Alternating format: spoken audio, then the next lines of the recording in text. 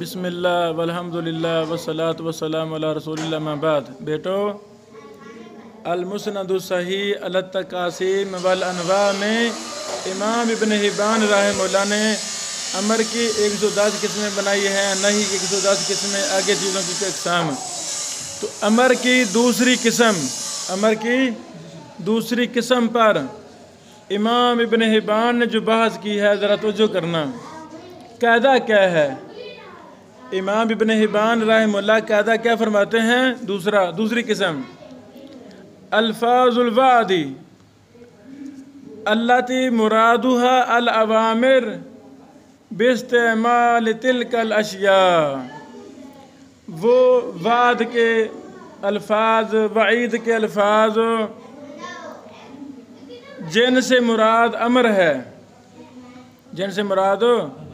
ہے، ان چیزوں کا استعمال فرض کے حکم میں ہے، فرض ہے، لیکن وہاں لفظ کون سے ہیں؟ وعد و وعید کے لفظ ہیں۔ اس قسم کو ثابت کرنے کے لیے امام ابن حبان رحمہ اللہ کل کتنی احادیث لائے ہیں؟ استنباط، استخراج، اجتہادات کرتے ہوئے 9 تا 883،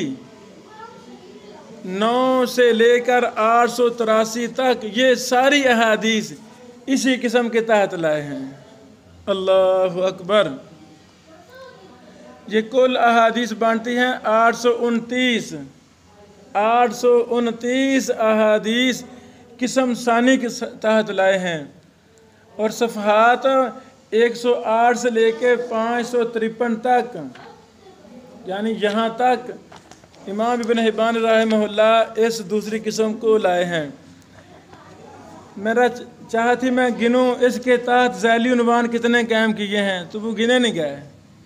کم از کم کوئی 500-600 عنوان ذیلی قائم کیے ہیں امام ابن حبان رحمہ اللہ نے اس قسم کے تحت،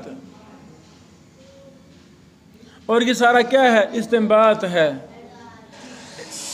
اس نوع میں کون کون سی احادیث آتی ہیں ان کو ذکر کیا ہے، پھر آگے ایک حدیث کی وضاحت استنباط کرتے ہوئے دوسری حدیث لائے ہیں، تیسری لائے ہیں، 10ویں لائے ہیں، اور الگ الگ عنوان قائم کیے ہیں۔